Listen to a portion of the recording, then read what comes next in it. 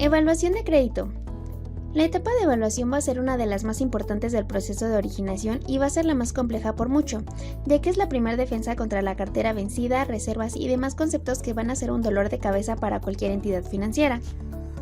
En términos generales, se va a tratar de recopilar información del solicitante a través de solicitudes de crédito y demás documentación, con el objetivo de conocer al prospecto e indagar de dónde vienen los fondos que utilizará para pagar el crédito que solicita. Posteriormente, se toma información de su historial crediticio para conocer qué otros créditos ha tenido y cómo ha sido su comportamiento con otras entidades financieras. Ya que hicimos este paso, también podemos incluir información de un obligado solidario, aval o miembro del consejo en caso de que sea una empresa, que nos ayude a respaldar y responder en caso de que el solicitante de crédito no pueda cumplir con las obligaciones de pago. Ya que tenemos toda esta información, se van a utilizar herramientas y mecanismos que pueden ir desde un analista o comité de crédito que van a revisar toda la información y dictaminar si el crédito va a ser viable o no. También se pueden ocupar herramientas de software más sofisticadas como lo es un Credit Score, el cual va a inyectar información de forma electrónica y nos va a arrojar un número. Este va a calificar al solicitante. Normalmente, mientras más grande es ese número, la probabilidad de que nos paguen es mayor. Por el otro lado, si el número es inferior a una cantidad determinada, es muy probable que esa persona no sea una buena opción para la entidad financiera, ya que la probabilidad de pago es menor. Aquí cabe aclarar que este tipo de evaluación se realiza para el otorgamiento de crédito. Para cuentas de ahorro no es necesario, ya que la persona va a depositar recursos y no genera un adeudo con la entidad financiera. Sin embargo, la parte del conocimiento del cliente es sumamente importante para saber de dónde provienen esos recursos a depositar y evitar así que se trate de casos de lavado de dinero, de los cuales vamos a hablar más adelante. Por último y no menos importante, para el otorgamiento de créditos se van a realizar que aseguren la localización del solicitante, obligados solidarios o avales. En muchas ocasiones también se buscan las referencias que conozcan al solicitante para que nos den pista del solicitante. Estas verificaciones también se pueden realizar en el empleo del solicitante para verificar que ciertamente trabaja donde dijo que lo hacía. Y al igual que las verificaciones telefónicas, algunas entidades financieras realizan verificaciones domiciliarias a la casa o al empleo del solicitante o en caso de que sea un negocio. En los casos de pyme o micronegocios va a ser una tarea esencial, pues se debe de verificar que el dinero producto del crédito se empleará, por ejemplo, como capital de trabajo o para saber si hay activos suficientes que salden la deuda que se está acreyendo. Este proceso de verificaciones domiciliarias es de los más costosos, por lo que generalmente las entidades financieras buscan hacer solamente las que sean necesarias. Algunas van a hacerlo dependiendo del monto del crédito o de los solicitantes que hayan sacado un rango de calificación en el score, obviamente exentando a aquellos con mayor calificación en el caso de que sean créditos individuales o grupales. Y en el caso de los créditos pyme o micronegocio va a ser muy difícil evitar este paso porque es primordial el hacer las visitas para recopilar la información necesaria. Para que entendamos los aspectos que intervienen en esta etapa, se van a tener varias perspectivas y vamos a revisarlas a mayor detalle. Estas van a ser la perspectiva por tipo de análisis de información, que a su vez se va a dividir en análisis cualitativo, cuantitativo y análisis de destino del crédito y garantías. Después vamos a ver la perspectiva de prevención del lavado de dinero y por último la perspectiva de riesgo. Comencemos con la perspectiva de tipos de análisis de información. Si bien es cierto que la esencia de las instituciones financieras es captar dinero del público y otorgar préstamos, no tienen la obligación de dar créditos a cualquier persona o empresa, por lo que parte de las reglas que existen al momento de otorgar un financiamiento son que la institución financiera tiene que conocer al cliente y ver si está preparado para asumir esa deuda. En general, para todos los tipos de créditos podríamos decir que hay 3 etapas esenciales que se realiza por parte del prestamista y dependiendo de cada caso se puede solicitar mayor información, formularios o documentos. La primera fase va a ser el análisis cualitativo. Esta es una evaluación completa a la persona o empresa que solicite el crédito. Aquí se van a hacer ciertas preguntas como ¿la persona que está pidiendo un crédito sabe que lo está haciendo? ¿Ha tenido experiencias similares anteriores? Y en esas ocasiones ¿ha tenido éxito? Para el prestamista lo importante es saber si el crédito operacionalmente está bien estructurado o es una fachada para ser utilizado en otra cosa. Por ello se hacen muchas preguntas para saber cómo está realmente la situación. La mayoría de esta información va a ser captada a través de las solicitudes de crédito, de apertura de cuenta, ahorro, comprobantes de domicilio y demás formatos usados por las instituciones financieras que pueden ser de llenado tradicional o últimamente de forma electrónica a través de una aplicación web o una aplicación móvil en donde incluso se pueden anexar también documentos de forma electrónica. En el caso de análisis cualitativo, si la empresa o persona pasan la evaluación anterior, van a pasar esta segunda etapa, que va a tener relación con los números, récord crediticio, historial financiero, ingresos, declaraciones de impuestos, etc. Es decir, se revisa el aspecto cuantitativo como lo dice su nombre. En esta etapa se van a evaluar las experiencias crediticias y en el caso de los emprendedores se piden declaraciones de IVA y renta para asegurarse que los ingresos corresponden con la facturación. Además, todos los países tienen un sistema de análisis de riesgo propio, donde se ve cómo está la empresa o persona a nivel económico y financiero, y según este análisis el monto de crédito puede ser inferior al solicitado o no. Mucha de esta información se va a obtener de las solicitudes de crédito o apertura de cuenta, comprobantes de ingresos, estados financieros, etc., pero también se obtiene información de forma electrónica, como las consultas a las sociedades de información crediticia, que en México van a ser el Buró de Crédito y el Círculo de Crédito. Asimismo, pueden ser las consultas al SAT para ver la situación fiscal y facturación de una empresa a través de una firma electrónica avanzada. Análisis de destino de crédito y garantías. El destino de crédito tal vez no sea muy relevante para los créditos o microcréditos individuales en el caso de consumo, a menos que estos sean específicos como los créditos dentales o para estudios, cuyo destino ya está previamente definido. Sin embargo, en el caso de los créditos para empresas, créditos de capital de trabajo y los créditos grupales y comunales, es muy importante estar seguros en qué se va a utilizar ese dinero, ya que es parte fundamental de la evaluación de riesgo, ya que no es lo mismo prestar dinero para hacer una fiesta de 15 años que para estudiar una licenciatura, pues el grado de compromiso va a ser diferente y por tanto también de los montos. Con respecto a las garantías, va a ser la última fase antes de aprobar un financiamiento. Si es que una persona u organización logró pasar las correspondientes evaluaciones cualitativa y cuantitativa, donde la institución financiera evalúa los bienes, con lo que podría recuperar sus fondos en caso de que no se cumpla con las condiciones de pago del respectivo crédito. La institución financiera debe estar respaldada de cada crédito que otorga, ya que por cada préstamo que da debe provisionar cierto monto, es decir, contabilizar ese recurso como un gasto. Dependiendo del riesgo de quien pide el crédito, ese nivel de aprovisionamiento aumenta o disminuye, así como dependiendo del análisis de riesgo de la institución financiera, podría solicitar mayor o menor garantía, siendo que en algunos casos puede no solicitar ninguna. No necesariamente todos los clientes cubren con los requisitos para los montos que solicitan, como en caso de los emprendedores, por lo que los bancos van a crear comisiones o hacen reuniones para evaluar esos casos y decidir si asumen el riesgo o no. Perspectiva de lavado de dinero. El lavado de dinero va a ser un tema cuya regulación aparentemente corresponde solo al derecho penal. Sin embargo, al ser un conjunto de actos encaminados a alcanzar un fin determinado y al utilizarse canales financieros como no financieros, puede ser regulado por el derecho comercial. En otras palabras, el hecho de que el lavado de dinero sea un delito tipificado por el Código Penal Federal no es óbice para que otras disciplinas jurídicas le regulen desde otro ángulo. En este orden de ideas habrá que explicar la vinculación de este tema con la regulación bancaria internacional y aquello que orilló a los estados de distintas jurisdicciones a adoptar acciones en la materia. En este caso, es importante conocer las obligaciones que establece la Ley Federal para la Prevención e Identificación de Operaciones con Recursos de Procedencia Ilícita, la cual entró en vigor desde el 17 de julio del 2013.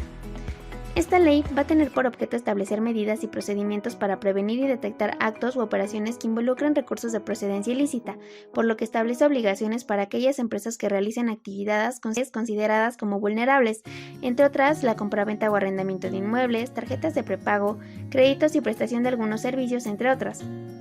A nivel global, existe una organización encargada de desarrollar y promover políticas para combatir esta práctica delincuencial, así como el financiamiento del terrorismo y de su proliferación y otras amenazas a la integridad del sistema financiero internacional. Ahora bien, ¿cómo podemos identificar el lavado de dinero en México? Uno de los avances más importantes que nuestro país ha registrado en materia de controles de prevención del lavado de dinero es la adopción de la Ley Federal para la Prevención e Identificación de Operaciones con Recursos de Procedencia Ilícita, mejor conocida como Ley Antilavado.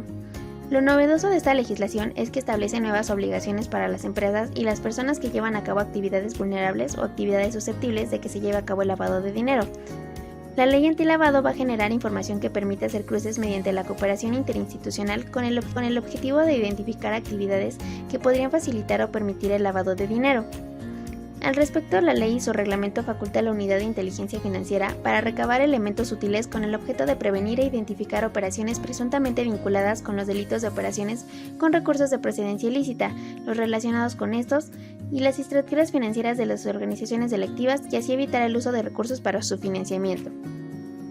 En este sentido, las obligaciones de los sujetos que llevan a cabo actividades vulnerables, de acuerdo con el artículo 18 de la ley, tienen las obligaciones de identificar a los clientes y usuarios con quienes realicen actividades vulnerables basándose en credenciales o documentación oficial, así como recabar copia de toda la documentación. Deben solicitar al cliente o usuario su actividad u ocupación basándose en los avisos de inscripción y actualización del RFC. Asimismo, solicitarán al cliente o usuario que participe en actividades vulnerables información del dueño beneficiario. Deben proteger y evitar la destrucción u ocultamiento de la información que sirva de soporte a la actividad vulnerable por un plazo de 5 años contando a partir de la fecha de realización de la actividad. Deben brindar las facilidades necesarias para que se lleven a cabo las visitas de verificaciones y deben presentar los avisos en la Secretaría en los tiempos y bajo la forma prevista ante la ley. Know Your Customer como medida antifraude. Aunque el término Know Your Customer no nos sugiera nada a la mayoría de nosotros, tiene un significado muy importante en el mundo de los negocios. El proceso de Conoce a tu cliente, también conocido por sus siglas en inglés como KYC, es lo que realizan las entidades financieras para verificar la identidad de sus clientes en cumplimiento con las exigencias legales. Con los problemas relacionados, el nacimiento de las políticas de KYC se remite a la lucha internacional contra el blanqueo de capitales o, lo que es lo mismo, contra el lavado de dinero de procedencia ilícita como puede ser el terrorismo, el crimen organizado y el narcotráfico. A través de dicho lavado se va a buscar hacer pasar dinero de origen ilegal por dinero ganado legalmente. Obviamente el sector financiero es un medio muy apetitoso para que los criminales se dediquen a este tipo de actividades. Por ello, a nivel mundial y en distintos foros se ha fraguado una respuesta conjunta contra la corrupción, el financiamiento del terrorismo y el blanqueo de capitales. Las políticas de KYC se han convertido en una herramienta fundamental para combatir las transacciones ilegales en el campo de las finanzas internacionales. Este método va a ser un proceso que ayuda a proteger la reputación y la seguridad de las instituciones financieras, pues va a reducir la probabilidad de que los bancos sean utilizados para realizar algún tipo de crimen relacionado con el lavado de activos o con la financiación del terrorismo. Para el panorama financiero internacional, el blanqueo de capitales y el financiamiento del terrorismo son dos grandes amenazas a combatir. En México, entró en vigencia en enero del 2019 una ley que precisamente hace del saber público cómo poder identificar el lavado de dinero a través de sistemas digitales, con un conjunto de normas para que las entidades financieras puedan protegerse contra estas amenazas. Entre las nuevas obligaciones que introdujo esta directiva, encontramos el deber de controlar por parte de las instituciones financieras la identidad de los antiguos y futuros clientes, lo que vamos a entender por Conoce a tu cliente, y también deben compartir estos datos con la Administración Central. Por un lado, van a llevar a cabo una identificación formal de los clientes mediante la presentación de documentos de identificación, como lo van a hacer el pasaporte o la identificación del INE. Y por otro lado, van a estar obligados a la identificación real. Esto quiere decir que en todo momento deben de saber quién es realmente la persona que abre una cuenta. Con el uso cada vez más frecuente de Internet y las nuevas tecnologías para realizar consultas y transacciones financieras, esta última identificación se ha tornado más como una de las medidas más efectivas para evitar el fraude online.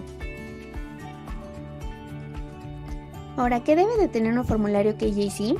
De manera referencial, un formulario de Conozca a su cliente debe de contener información sobre los datos de identidad del cliente, descripción de la situación financiera del mismo, explicación de las actividades profesionales del cliente, detalle de las actividades profesionales y empresariales de la familia del cliente, especificación de la capacidad financiera del cliente y su capacidad de inversión, información sobre la relación con el responsable de la cuenta, gestión del proceso de prospección del cliente, preferencias personales y profesionales analizada, lista de las principales instituciones financieras utilizadas por el cliente y por último, situación patrimonial distribuida en inmuebles rurales, urbanos y comerciales, en inversiones financieras de renta fija o variable o de cualquier índole.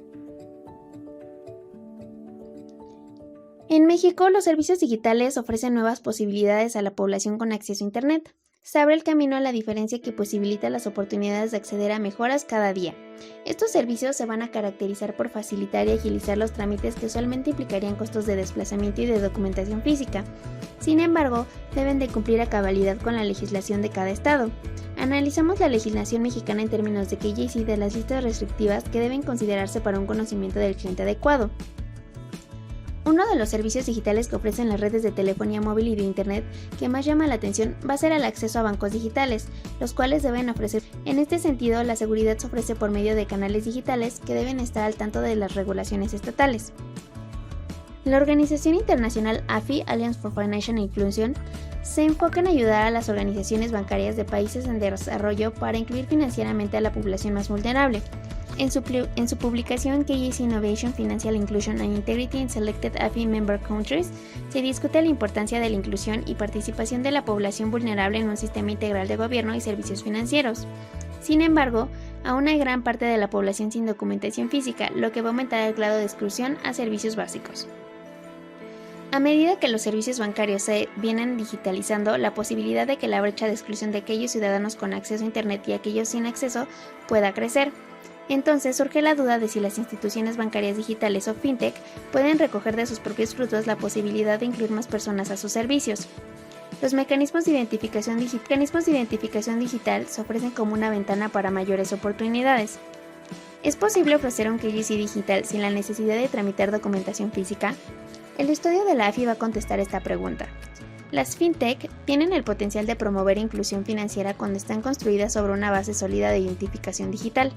Las empresas innovadoras se van a encaminar a tomar el liderazgo en el conocimiento del cliente o KYC, al desarrollar nuevas tecnologías que hacen que la identidad digital sea posible, pero también asistiendo a las instituciones financieras a sobrellevar desafíos frente a la autenticación de la identidad y ayudar a las autoridades nacionales a llevar a cabo los objetivos de integridad e inclusión financiera.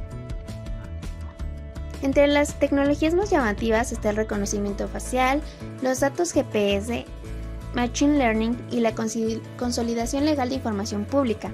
Esta última se lleva a cabo por medio de la construcción de perfiles que cotejan nombres de los clientes con la información biográfica publicada en bases de datos nacionales. ¿Qué muestra México frente a la cuestión del conocimiento del cliente por medio de canales digitales?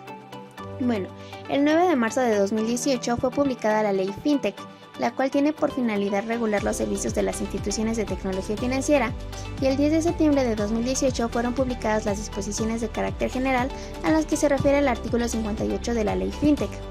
Estas disposiciones tratan el tema de la prevención del lavado de dinero ilegal y la financiación del terrorismo. El título tercero de las disposiciones trata de la debida diligencia del cliente, en el cual se van a establecer una serie de requisitos técnicos para llevar a cabo una debida diligencia con el cliente. Una de estas condiciones es que las instituciones financieras como las ITF validen los datos y verifiquen los documentos obtenidos de manera digital que sus posibles clientes les proporcionen para acreditar su identidad. Enseguida se explica que la validación y verificación a que se refiere el párrafo anterior puede retomar la Comisión Nacional Bancaria y de Valores en lo que resulte aplicable y según las instituciones de tecnología financiera de que se trate de acuerdo al diario oficial de la Federación. Además, como parte de un KYC completo, los sistemas automatizados con los que cuentan las instituciones de tecnología financiera deberán contener 3 tipos de listas.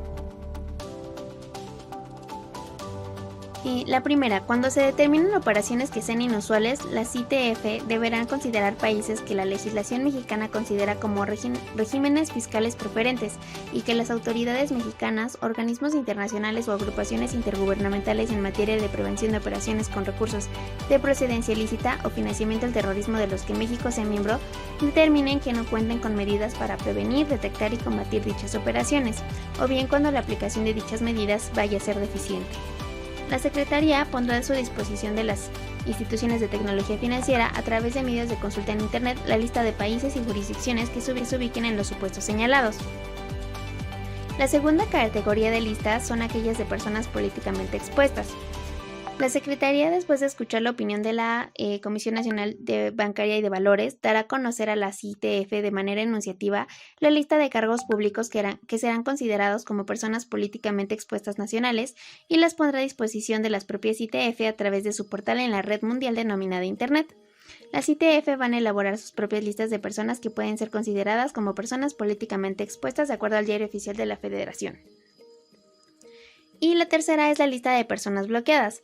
Esta lista va a surgir como respuesta a las resoluciones de 1267 de 1999 y 1373 de 2001 emitidas por el Consejo de Seguridad de la ONU y la CESONU, en las cuales se exige a los estados congelar los fondos y activos financieros de las personas que cometan o intenten cometer actos de terrorismo o participen en ellos o los faciliten. La lista de las personas bloqueadas también surge como respuesta a la sexta recomendación de la Gafi, según la cual los países miembros, dentro de los cuales vamos a incluir a México, se deben implementar medidas para cumplir con las resoluciones de la CESONU mencionados. La Secretaría de Hacienda y Crédito Público puede incluir en la lista de personas bloqueadas a las personas bajo los siguientes parámetros.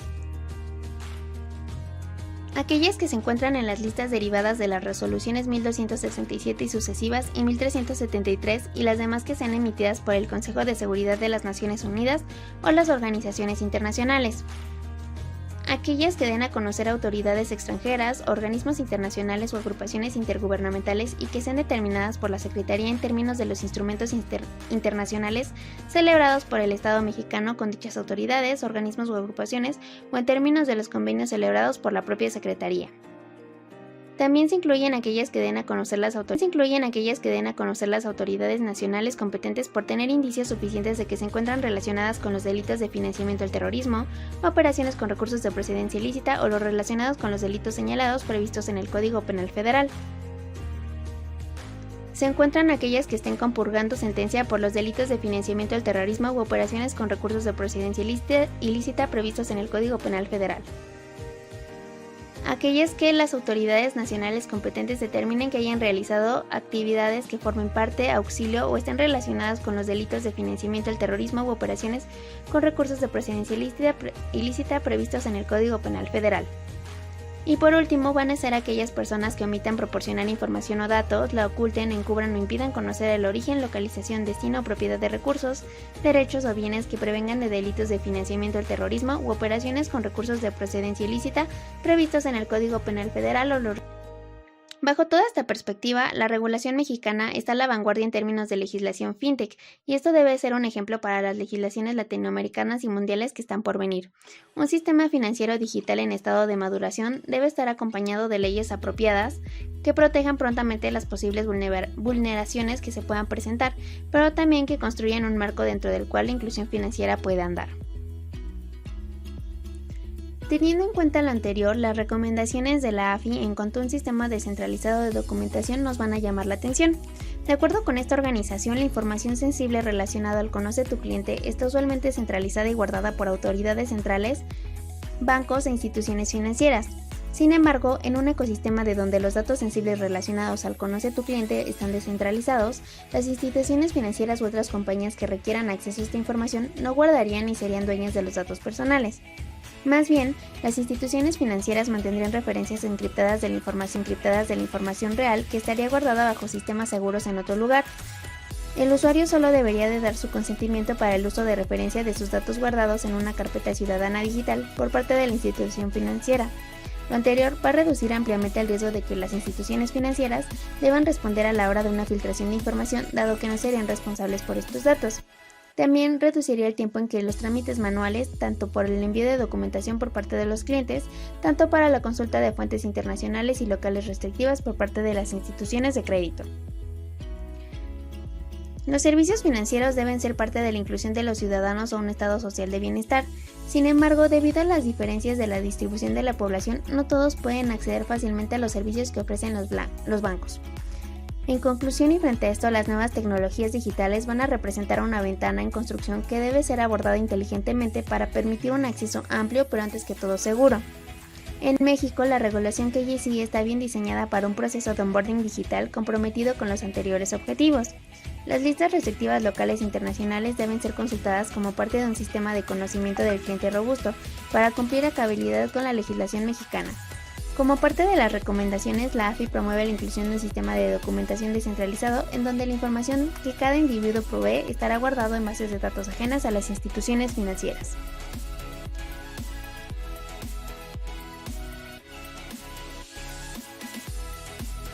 Perspectiva de riesgo. Se ha puesto de manifiesto que todas las operaciones de activo o préstamos van a representar riesgos para las entidades financieras, porque siempre va a existir la posibilidad de sufrir pérdida parcial o total del importe de los préstamos. A fin de analizar las operaciones con mayor objetividad posible y de reducir este riesgo, las entidades financieras deben de tener en cuenta criterios de seguridad, liquidez y rentabilidad.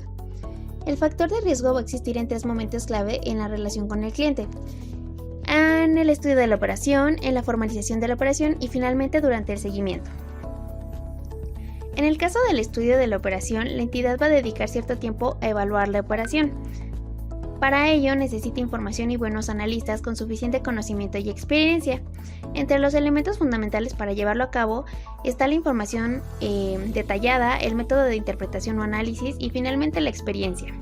Para este estudio se va a recoger información del solicitante, información que se solicita a terceros y va a existir un oficial de crédito que va a preparar un informe al comité de crédito que tomará la decisión de otorgamiento de crédito.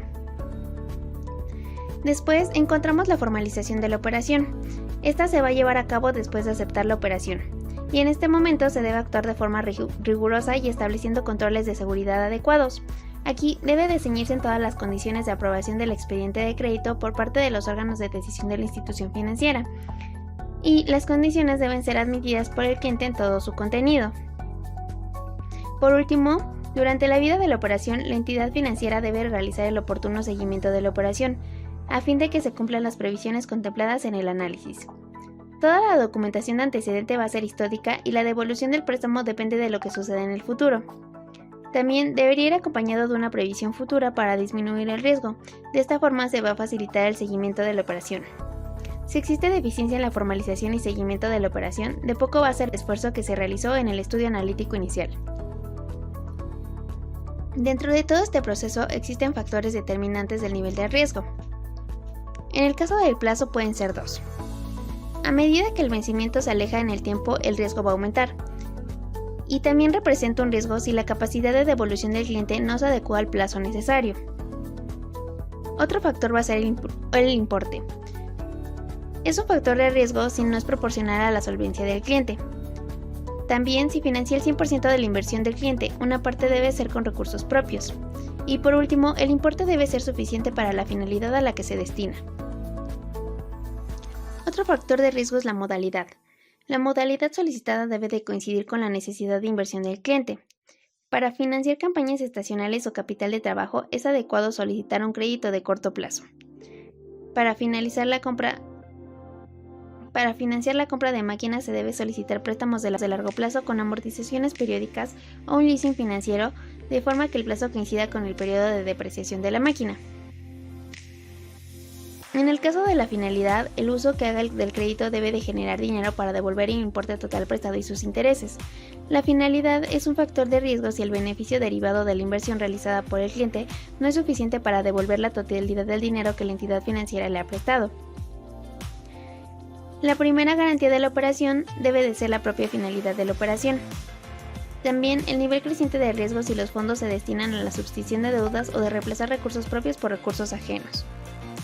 Es importante conocer aspectos como el motivo de la operación, la descripción de la inversión y en el caso de que el solicitante sea una empresa, se debe observar entre otros temas como actividad, la posición dentro del sector, la experiencia profesional y la competencia del equipo de dirección.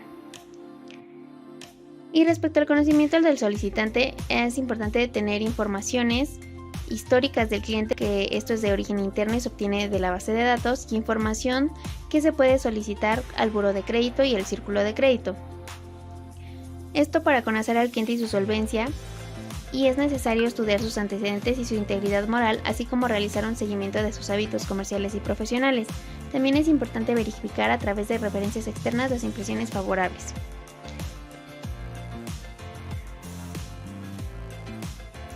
Y por último, las garantías, que nos van a servir para disminuir el riesgo. Estas deben de servir de fuente de apoyo y complemento en el momento de solicitar el crédito. Obtener dictámenes imparciales sobre el valor real y de la facilidad de realización forzosa es un punto importante en las garantías. Ahora, existen causas habituales de problemas en los préstamos. En el caso del estudio de la operación se puede observar que es un problema cuando la capacidad de devolución de la deuda es insuficiente o no está muy clara. También se puede presentar que el prestario ofrece dudas sobre su integridad. Otra opción es que el plazo no es adecuado a la vida útil del bien financiado. También, cuando la finalidad queda confusa y no se observa una clara viabilidad del negocio y la solicitud se basa solamente en las garantías, esto va a representar un problema.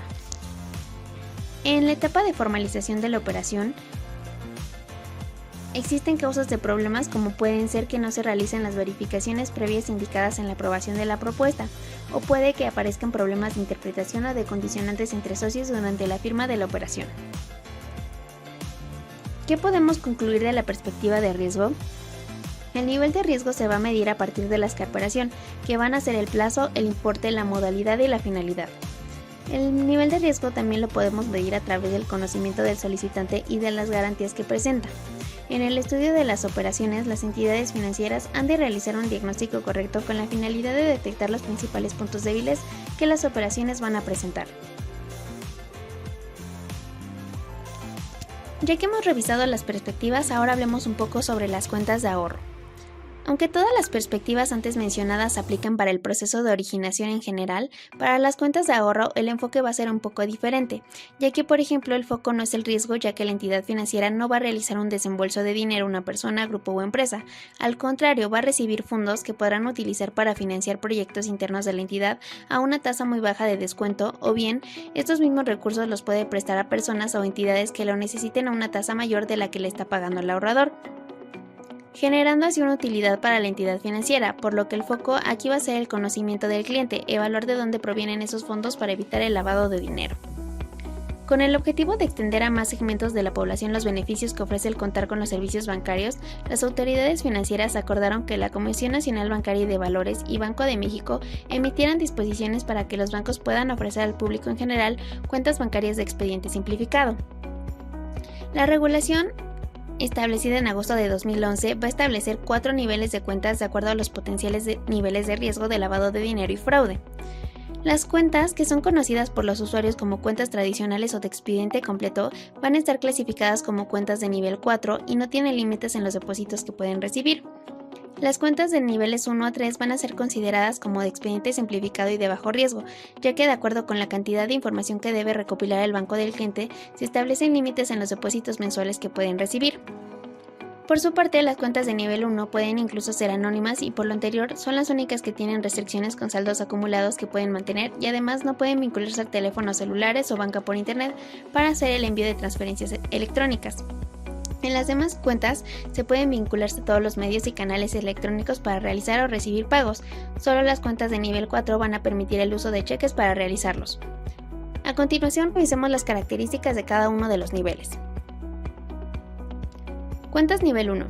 Las cuentas básicas clasificadas como nivel 1 son una herramienta para facilitar la inclusión financiera de las personas que no tienen acceso a un instrumento financiero formal para hacer las transacciones. No obstante, a pesar de que piden pocos requisitos, van a limitar la cantidad de transacciones. En estas cuentas, la suma de los depósitos en el mes no puede exceder las 750 unidades de medida.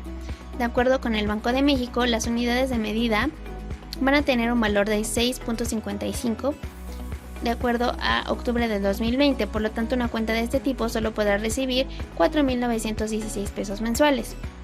Como podemos observar, es un monto muy bajo. En este sentido, al momento de contratarlas no requiere identificaciones, no te piden documentación, no requiere apertura presencial y puedes contratarlas por internet. Ahora bien, las cuentas nivel 2 son flexibles en los requisitos de contratación y además permiten un mayor monto de depósitos. El monto total de depósitos mensuales es de 3.000 unidades, es decir, cerca de 19.664 pesos. Algunas ventajas es que solo requieres proporcionar nombre, fecha de nacimiento, género, dirección y lugar de nacimiento. El banco no necesariamente va a guardar copias de documentación del cliente y no es necesario acudir a la sucursal para abrir la cuenta. Por otra parte, en las cuentas clasificadas como nivel 3, la suma de los abonos en el transcurso de un mes no puede exceder el equivalente a 10.000 unidades, es decir, 65.548 pesos. En este caso, el banco pedirá información completa del cliente, aunque no es necesario que guarde copia de documentación y la apertura deberá ser presencial.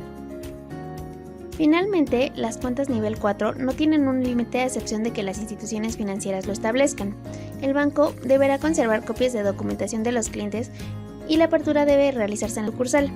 Las cuentas de nivel 4 se consideran de muy bajo riesgo, puesto que la documentación necesaria para apertura es completa, como ya se mencionó anteriormente. Score crediticio.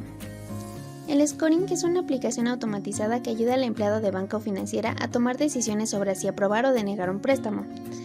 El scoring va a partir de una determinada información y recomienda aprobar o no.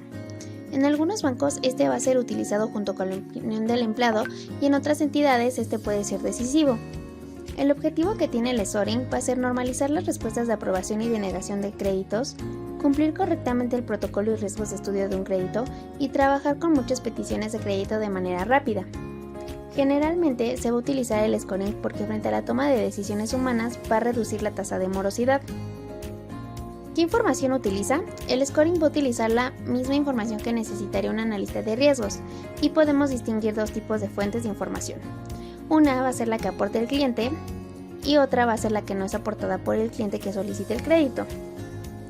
Dentro de la información que no es aportada por vamos a tener productos financieros contratados, es decir, si el cliente ya tiene algún otro producto con el banco, su historial crediticio, si es que el cliente tiene algún otro préstamo en vigor, si lo ha tenido anteriormente, se observa si lo devolvió sin problemas, etc. E información de fuentes externas como listas de morosos, listas negras, etc.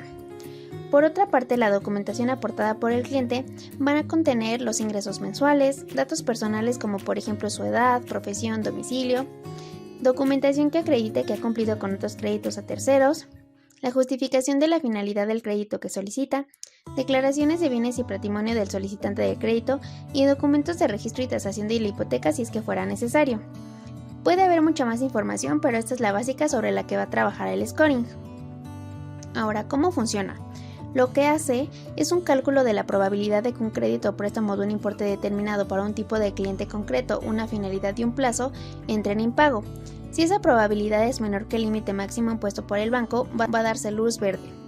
Para ello, el scoring hace unos cálculos internos donde estudia ingresos en relación a pagos comprometidos, tasa de endeudamiento respecto al patrimonio y antigüedad de contrato laboral. De todas formas, van a existir unos puntos críticos que si no se superan, da igual la probabilidad comentada anteriormente, pues así se detendría el proceso y se denegaría el préstamo. Esto va a ocurrir si el cliente que solicita el crédito, por ejemplo, está en alguna lista de morosos o tiene un mal historial crediticio. También puede haber problemas por falta de coherencia entre variaciones informacionales, por ejemplo, la compra de un coche de lujo por parte de un empleado de baja categoría. Un último punto importante es que en los modelos más sofisticados, el scoring aprende de sus errores, va a estudiar sus casos anteriores y el resultado y va a ajustar sus decisiones. Muy bien, ahora vamos a hablar de las garantías de un crédito. Una garantía crediticia es un mecanismo de transferencia de riesgo que permite a los prestamistas mitigar el riesgo de contraparte en las operaciones crediticias. Cuando una entidad financiera presta dinero, se expone al riesgo de no recuperar el tiempo y forma el dinero prestado más los intereses asociados al préstamo. Por esta razón, van a existir las garantías crediticias. Estas se establecen mediante un contrato en el que el prestamista aporta una garantía de pago adicional a su buena fe y compromiso tanto verbal como escrito de que va a reembolsar su deuda. Con lo cual, una garantía crediticia, en palabras más simples, no es más que un seguro contra impago. Existen diferentes tipos de garantías. Las primeras son las garantías reales. En este tipo de garantías vamos a referir a todo tipo de inmueble y por lo general es una garantía en los créditos de plazos largos o de montos altos, como pueden ser los hipotecarios o el crédito automotriz. Esto significa que si dejas de pagar, el prestamista puede reclamar tu inmueble como forma de pago a tu crédito y puede retenerlo hasta la liquidación de tu crédito o ponerlo a la venta para liquidar tu crédito de forma automática. Otro tipo de garantías son las personales, que van a ser aquellas que avalan tu buen comportamiento financiero y ante el banco van a ser tu carta de presentación. Entre ellas se pueden encontrar tu historial crediticio en el buro de crédito, ingresos mensuales, antigüedad en el empleo y cuentas bancarias activas. Este tipo de garantías generalmente se solicitan en los créditos por internet o los créditos de montos bajos en algunas instituciones financieras. El siguiente tipo de garantías son las pignoraticias, que es un tipo de garantía que se aplica cuando el banco no tiene forma de comprobar alguna garantía personal.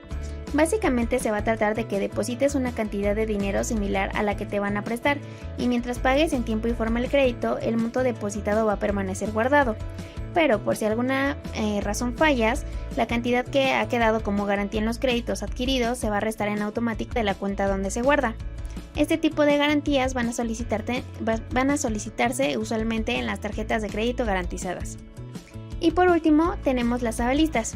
Este tipo de garantías en los créditos no se trata de un inmueble o dinero, sino que se trata de la implicación de terceras personas, que en caso de que tú no puedas o te niegues a liquidar tu deuda, deberán responder por la deuda contraída y pagar. Este tipo de garantías se aplican para préstamos bancarios de SOFOMES o SOFOLES. Aprobación. Una vez concluida la etapa de evaluación de crédito en donde se recopila toda la información que ya hemos visto, vamos a revisar de manera general cuáles van a ser los aspectos más importantes que se toman en cuenta para aprobar un crédito independientemente de si la evaluación la realiza un analista de crédito, un comité o un sistema completamente automatizado. Para aprobar una solicitud en los créditos personales, un analista de crédito revisa los siguientes aspectos. Capacidad de pago. Cualquiera que sea el monto o tipo de crédito, lo primero que se va a revisar es por cada peso que se está solicitando, cuánto se tiene para responder. En teoría, el ideal es que por cada 1,000 pesos se tenga un colchón de 3,000 en sus ingresos mensuales. Esto se va a conocer como la capacidad de pago o de endeudamiento y se mide con base en el ingreso. Edad del cliente. Una razón del por qué las personas de edad más avanzada sorprendentemente reciben rechazos en las solicitudes es porque el banco necesita que tenga el tiempo para pagar, algo que se tiene en cuenta entre más alto es el préstamo. Préstamos vigentes. Si una persona recibe 2 millones de pesos al mes y cada 30 días el 80% ya está comprometido con algún préstamo, es un cliente riesgoso que podría quedar en mora, por lo que podrían rechazar la solicitud. Por eso, la entidad revisa los créditos vigentes. Personas a su cargo. Un familiar que depende del solicitante para préstamos personales es una responsabilidad que se traduce en más gastos y en una menor capacidad de pago. Por eso, es frecuente que la revisión no solo de hijos, sino que dependa de sus ingresos, como pueden ser los abuelos, primos, incluso hasta las mascotas. Tarjetas de crédito.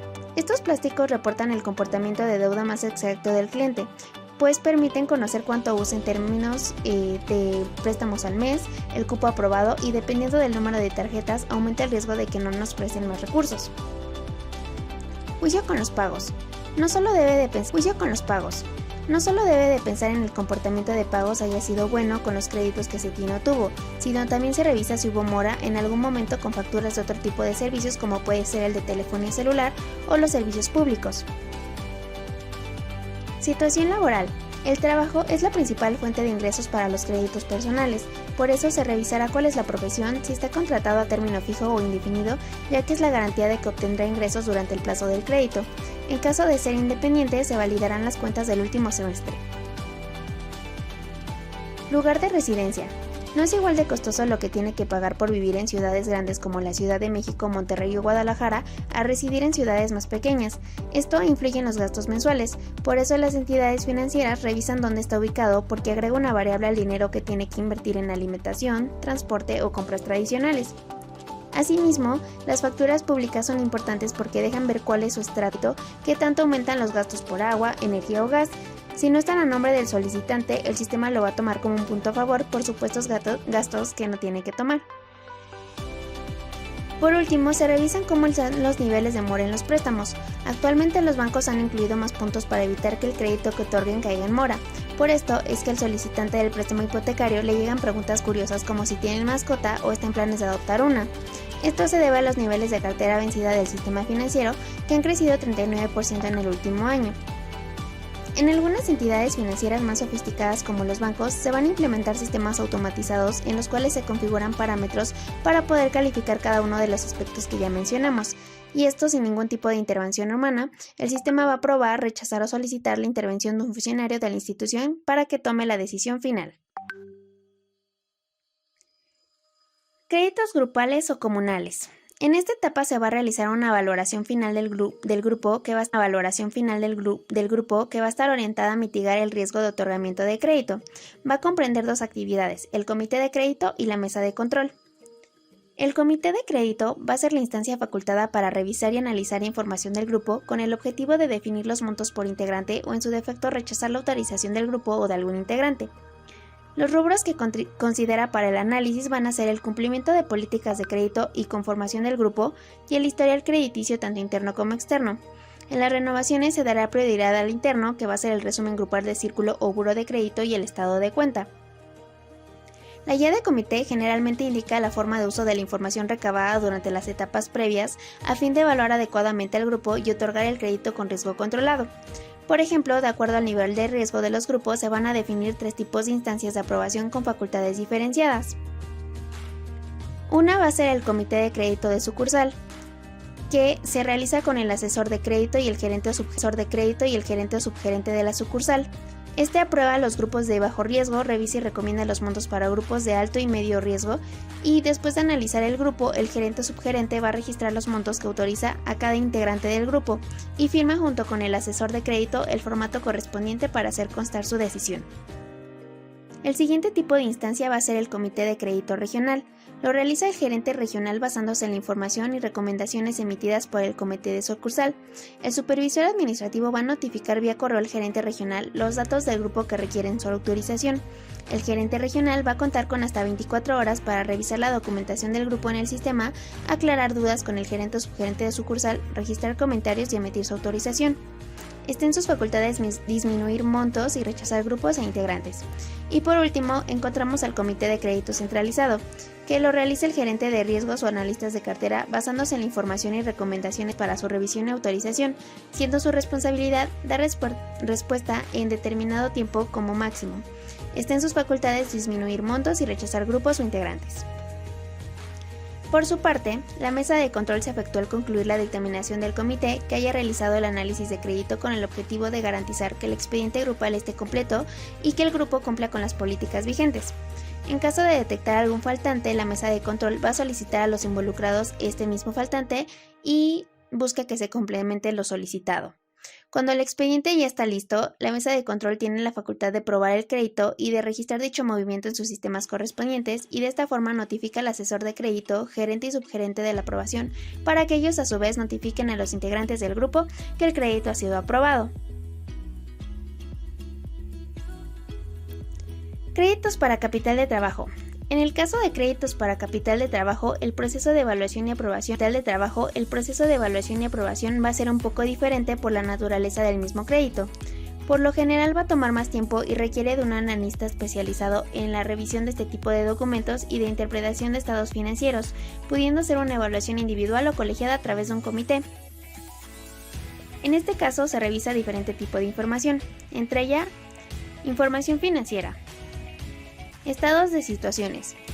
Debe demostrar los activos, pasivos y patrimonio o capital de la entidad que esté firmado por el director y el máximo directivo de la actividad económica y financiera de la entidad, según proceda y acuñados en copias legales que no hayan sido utilizados con fines de publicidad comercial de cualquier tipo y que el mismo corresponda a una fecha específica con antigüedad no mayor a 30 días de la fecha que se analice el crédito, así como comparado con igual periodo del año anterior.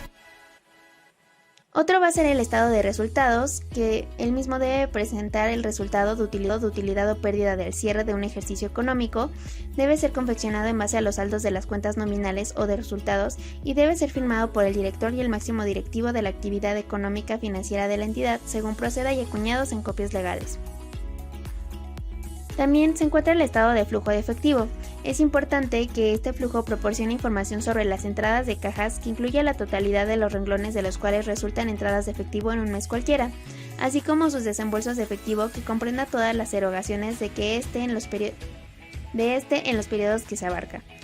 Este estado, al igual que los anteriores, debe estar firmado y acuñado por los máximos responsables y debe ser presentado con información de al menos 6 meses anteriores a la fecha de la solicitud y proyectado hasta la fecha del último plazo de vencimiento previsto. Otro tipo de información va a ser la revisión de los estados financieros. Tenemos que partir como premisa que el crédito tiene como base la confianza entre quien lo solicita y quien lo concede. Desde el punto de vista del banco, una entidad que sea su cliente, aun cuando disfrute de una situación económica satisfactoria, realice sus pagos con prontitud y sus cuentas muestren un saldo aceptable, es a través de la validación de los balances que el analista de negocios va a conocer hasta dónde el cliente es confiable en la información que nos va a entregar. Varias son las revisiones que se pueden efectuar en los estados de situación para comprobar si el saldo que muestran los mismos va a ser el correcto. En este caso, abundaremos sobre las cuentas relacionadas con el fin específico de la solicitud, como pueden ser las cuentas de efectivos, donde se busca verificar la misma con el saldo final en su estado de cuenta al cierre del periodo que se está analizando y su conciliación bancaria. Otra va a ser la cuenta y efectos por cobrar y pagar, que se verifican los montos más representativos y a través de la red de bancos se comprueba el saldo de las cuentas de sus principales clientes y proveedores. Enseguida tenemos los inventarios.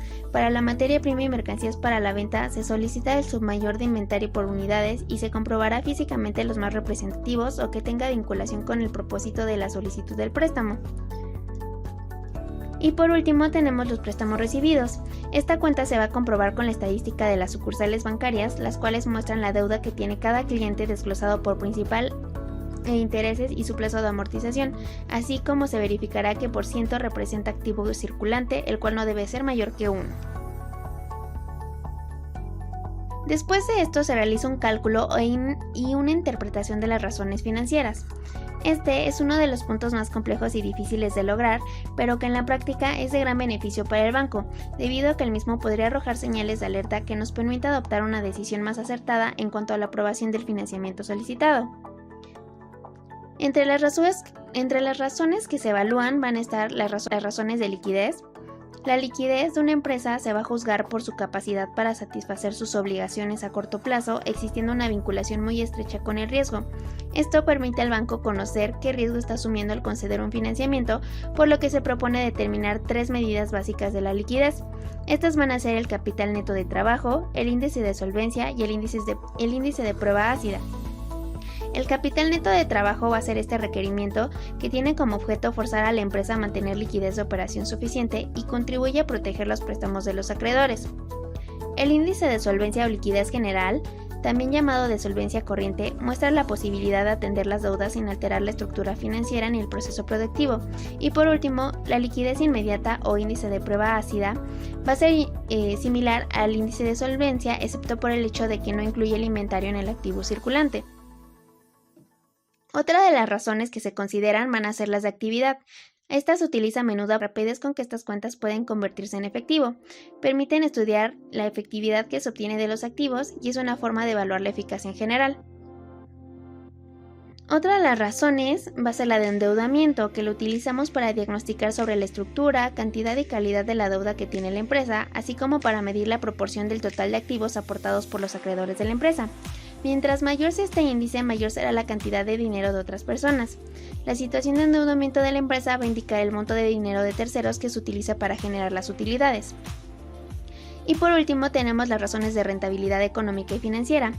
La rentabilidad financiera, al igual que la económica, es una razón que refleja el efecto del comportamiento de distintos factores y puede expresarse en tanto por uno o en tanto por ciento. Eso en cuanto al punto de vista cuantitativo. Desde el punto de vista cualitativo tenemos la organización empresarial como objeto social definido, estructura organizativa funcional, nivel de dirección adecuado y principales ejecutivos demostrando credibilidad y confiabilidad ante el banco. Es un nivel de eficiencia de los sistemas de control interno e informáticos y resultados de las auditorías practicadas. Enseguida contamos con las condiciones de mercado, que se refieren al tiempo de permanencia en el mercado, productos o servicios fundamentales que produce el cliente, principalmente los que generan influencia positiva en la demanda interna o externa. Otros factores relevantes pueden ser aspectos que pudieran surgir de las investigaciones externas que se realizan a los clientes, ya sea por visitas efectuadas o información recibida que demuestre que la entidad ha sido afectada por fenómenos naturales, incendios y otras afectaciones. Y por último, se revisa el comportamiento de los pagos o deuda con el banco. La práctica ha demostrado que en muchos de los casos el incumplimiento de los plazos de vencimientos de los financiamientos otorgados no ha sido precisamente por problemas económicos y financieros, por lo que ha estado presente una incorrecta administración financiera. Es por eso que se incorpora este indicador para ser evaluado cualitativamente, en el cual se va a registrar una valoración del comportamiento de los mismos, comprobando si el pago del préstamo está al día, si existe atraso que no supera los 20 días, o están renegociados o reestructurados, o que los mismos vayan a superar estos 30 días.